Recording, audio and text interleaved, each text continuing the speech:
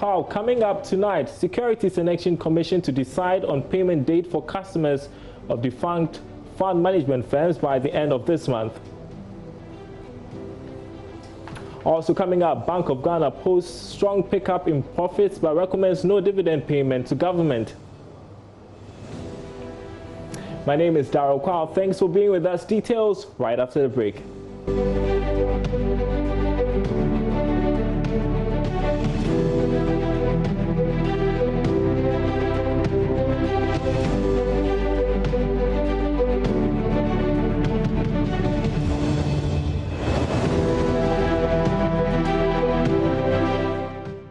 Now, insurance expert Aboagye-Wiafe has urged insurance companies to introduce innovative products to support individuals and businesses affected by the COVID-19 pandemic. In the wake of the pandemic, which has led to most individuals losing their jobs, Mr. Wiafe believes the traditional way of underwriting businesses is making insurance a disincentive. COVID-19 has come up. All right. You have situations where the hospitality industry is virtually non-existent. All right. The aviation industry is suffering. Okay. You want to look at other areas like nightclubs. People have that value chain has been completely, impacted. At the end of the day, the existence of these companies pay premiums to you. So, okay, let's look at all the hotels. Now, the hotels are not working. If their policies are due for renewal, what's going to happen? Of course, they'll hold back. So, what happens? Your revenue also goes down. You get it? So, having such things at the back of the mind, you need to come up and design something such that when some of these disasters strike, they are not totally out of business. I was discussing this with some colleagues of mine, and I said, you know what? Why haven't we looked at the unemployment insurance aspect? Now, this unemployment insurance would have guaranteed all the people within this stream maybe half of their salaries for the next 6 months. Okay?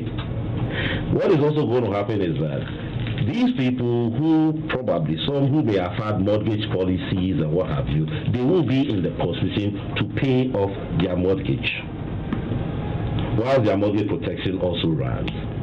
Having at the back of the mind that probably within the 6 months or just around the 6 months, we should have found our feet.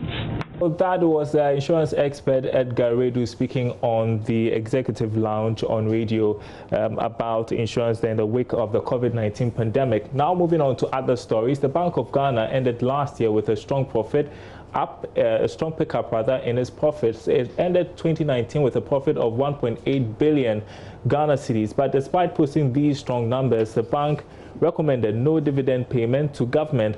Aboagye-Wiafe has been going through the annual report and joins me in the studio with more. So, George, what were the drivers of this strong pickup in profits? Well, now, if you go to the bulky document they put out, you could see that in terms of their gold transactions, they've seen a significant improvement in their gold transactions as well. If you look at how they manage their funds in terms of expenses, even though it went up marginally, they've also been able to put some structures in place to ensure that things haven't gotten out of hand.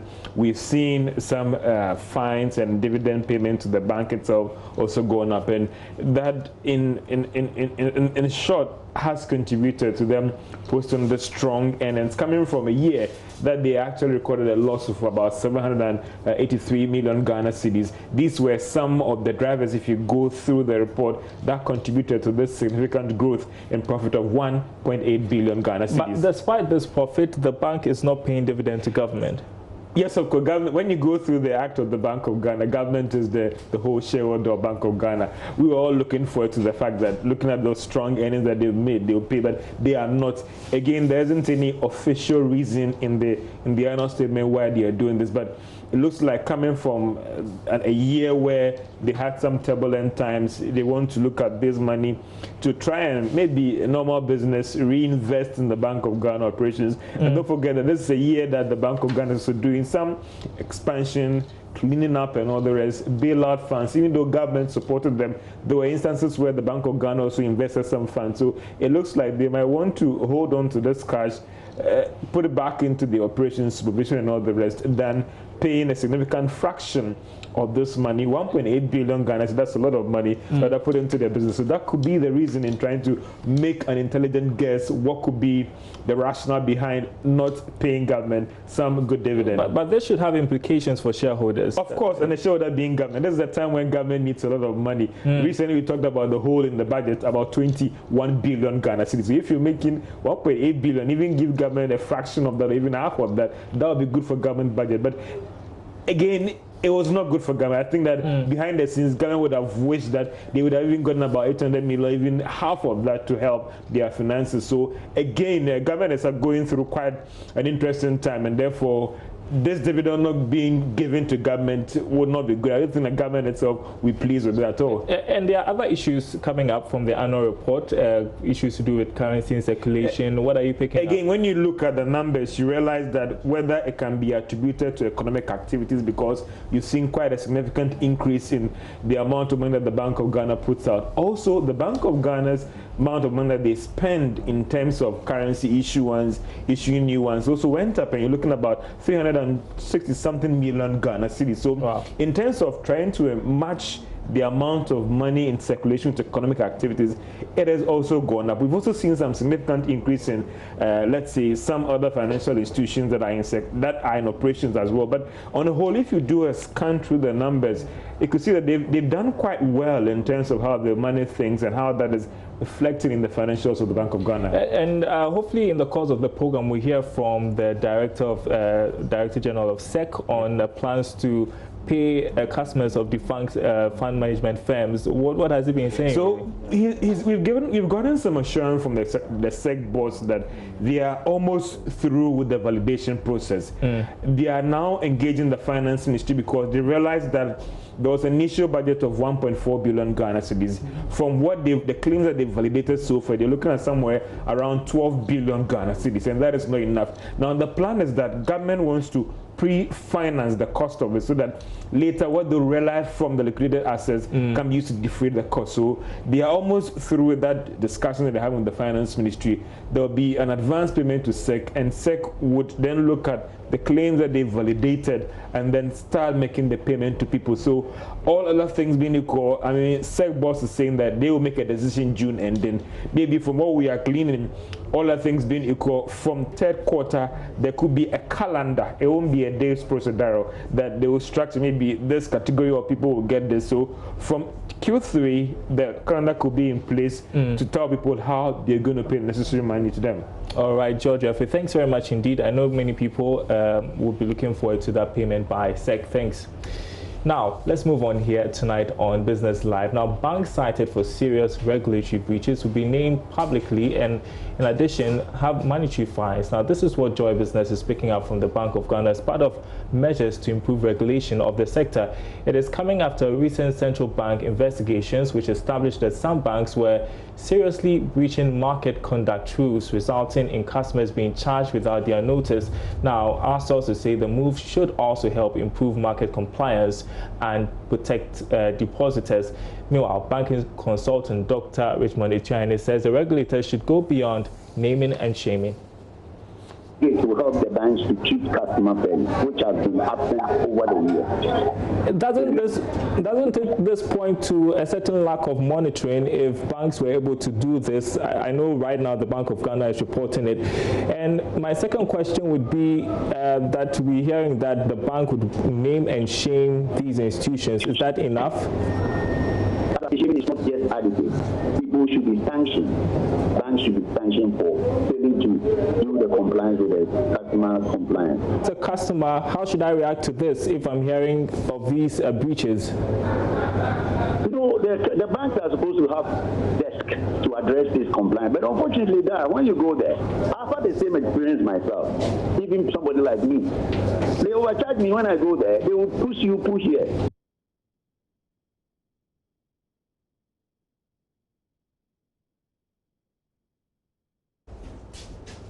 All right, so joining me to discuss this is banking consultant Nana Otuechampong to get some more perspective to this worrying report from the Bank of Ghana about serious regulatory breaches. Nana, I know that you have been reading through the report. What are your initial remarks on this? I have to commend the Financial Stability Department, which was established recently, and they're doing a good job by monitoring market conduct. Now, in 2017, they issued Consumer Records Mechanism Guidelines. This is guidelines that fixing how customer complaints should be handled. In other jurisdictions like in the UK, you have the Financial Ombudsman handling that, but this one is handled by Bank of Ghana, who is the regulator. And this guideline tells them certain things to do. One of them is how customers should be treated fairly. And in their report, they identified about 5 infractions where customers have not been treated fairly. One of them is the issue of early settlement of borrowing loans. When you take a loan from a bank or financial institution and you decide to settle earlier than the maturity date, previously there have been penalties that banks have been levying at different rates, not supposedly uniform. Now this has been brought into uniformity by being charged not more than 0.025% of the amount involved. So these are some of the issues that they found. So I think going forward, it's good that they are coming up with this. In the Financial Ombudsman in the UK, they even compiled a league table as to the banks that are receiving the highest number of complaints. And so if they can, going forward, they can come out and give us an idea of the banks that have had these complaints against them because of different infractions of the records mechanism, or for that matter, any directive that they are issuing, then we'll be on the right track. And it's important we know the banks that have flouted this, very important. And one can't help but wonder how the banks were allowed to do this. I mean, I know that it's good we are commending the central bank for coming out to report this or flag this, but how did they let this go without anybody noticing till now? Well, as you said, this directive was issued in 2017, and since then they have been doing very well by educating the banks for them to know.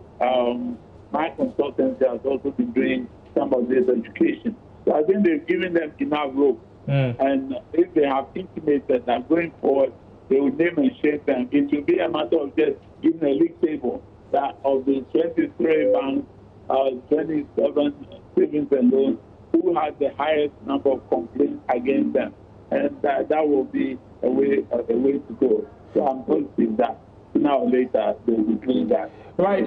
I mean, you talk about naming and shaming. Some others are calling for much stricter sanctions against these banks that may have flouted. What do you think about that? I mean, in terms of sanctions? What sort of sanctions? For instance, they say that in marketing and advertising, they want you to do what you promised to do in your marketing exercise. If you tell people that they will get a loan in 24 hours, then you should give them the loan in 24 hours. If they don't, what sanctions should be levied on the bank? All it will mean is that if this is brought out to the public, that bank A, when they say they will give you in 24 hours, they don't give it, then you and I will not go there anymore, or you won't believe what they are advertising. So if specifically they have done something against a specific directive, then they can be charged. But if you say that if you advertise, I'll give you a loan in 24 hours, and then they didn't disperse in 24 hours, why should we charge them for this? It's just let the public know, and then the public will decide whether they still patronize us institution or they don't. Well, speak of the public, and my final question to you tonight, how should the public react to this? I mean, this is coming at a time we are trying to build confidence in the banking sector. Then I hear this news. How should customers take this? This is a good way of building confidence in the system, because they're bringing this out to let the banks know that they are there for the customers, and that if they treat the customer as king, and so if they treat the customer rightly, then they will get repeat business. And getting repeat business is worth more than any form of advertising that you can think of. So I think it's good that they are bringing this out to let the banks know that they have to work within the system and guidelines that the regulator will issue to ensure that customer is treated well. All right. Thank you so much. Nano Tuichampo is a banking consultant sharing his perspective on the latest Bank of Ghana report about customer protection breaches. Now, George and I were talking about the Securities and Exchange Commission saying that it will be able to decide on payment date for customers of defunct fund management firms by the end of the month. Now, according to the Commission, it is finalizing the validation process of those investors that have been affected. This would influence how payment is carried out. Here is Reverend Daniel Ogbami-Tete, who is Director General of SEC. The liquidation process must end. Then liquidation proceeds will be used by the official liquidator to sort out the affected investors. But in this case, government has indicated that it would throw in some support. The only thing is that government wants to see a validated position. So we are still engaging with government to be able to determine exactly what they will be doing in terms of providing, relief to support the affected investors. Now, when we are clear on these things, then we'll be in a position to make a definite announcement on when and how. Now, I am aware that a lot of people are hurting because some of them are pensioners, some of them are sick, and so on and so forth. And I had to go out to them. I just want to say that we are not oblivious to what people may be going through as a result of this, but we are working hard through the processes to be able to come up with something that would ease the pressure that people are facing in these times. I am confident that by the end of this month, I'll be able, or the SEC will be in a position to make a definite announcement. So by the end of this month, I believe that everybody should be clear as to what to expect and when to expect. We wait till the end of the month there. Now, concerns are going about moves to create a level playing field in the telecom sector. The National Communications Authority has indicated it would enforce the provisions of the Electronic Communications Act 2008 and the National Telecommunications Policy to address what it says are glaring disparities in market share and revenue share in the sector. But analysts are concerned it may stifle competition and discourage investments. Founding president of Imani Africa, Franklin Kujo, has been speaking to Joy Business. Don't forget, capital is a cowardly bird and it flies to safer environment. Look, the manner in which the information itself was communicated was not proper. In terms of proper governance issues, I would have thought that these indicative, actions would have been done with the class all the time. All of a sudden, the headmaster comes and says, well, we would have none of this. Let's cut off some of your marks and arbitrarily award it to all the laggards in class. And that is the way to ensure equity and fairness.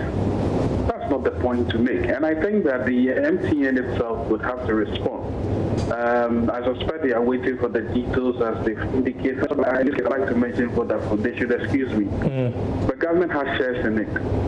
It is the government's own misbehavior which is responsible for the downward fortunes of Vodafone. It has nothing to do with the success of MTN. So if they are looking for any competition, trying to reduce competition, they should look inwards. In any case, why has the investment strategy of MTN before doesn't cut? So yeah, I mean, the NCA has made the point that it wants to check monopoly in its awards. It's arguable whether or not that has any effects on the telecoms market, the fact that one telco is too powerful. How else could they have done that? what is the definition of too powerful? Too powerful in terms of the services they are rendering to us? All right, questions we are still seeking answers to. In other news tonight, the director of Noguchi Memorial Institute for Medical Research, Professor Abraham Kwabena, says some local medicines could be potential cure for the COVID-19 virus. Now, according to him, the institute has received some samples of local medicines which are yet to be screened. However, a major setback is funding to do proper research. He spoke to Joy Business after Intravenous Infusions Limited donated some intravenous fluids as support for the fight against COVID-19. Professor Abraham Kwabena of Noguchi Memorial Institute of Medical Research said local medicine could provide a cure to fight the coronavirus pandemic. There's a lot of hope because we've received quite a number of drugs that are potentially to be screened for COVID-19. And as we begin to do that, we'll be able to tell. But there is hope because it is likely that some of these potential expected products may turn out to be very, very promising and sometimes even a complete solution. He added that the institute has received sample of local medicine for testing, but funding is a challenge. To do the testing, I would say that it will take us a few weeks. And one of the major challenges that we have to do with testing is that usually it requires some inputs of resources. And most of the people who bring drug candidates are not capable of providing the financial support to do that. So that is one of the key challenges that usually we face. Intravenous Infusion Limited, manufacturers of pharmaceutical products, has donated 1 million liters of intravenous fluid to support the fight against the pandemic. A director at Intravenous Infusion Limited, Samuel Apentin, said they will continue to provide support to the institute when the need arises. We will demonstrate our preparedness to sacrifice not just for ourselves but for the whole of humanity and for the whole sub-regional concerns. So we thought we should find out how much they needed. They said they'll need about 176,000 liters between now and August. We said, you know what, we give you 1 million liters. That should take you probably to the end of the year, depending on how things go. But we will always be available to help support even further. Samuel Apentin urged other organizations to support the institute in order to help fight the pandemic. Albert Abisiu reporting for Joy Business.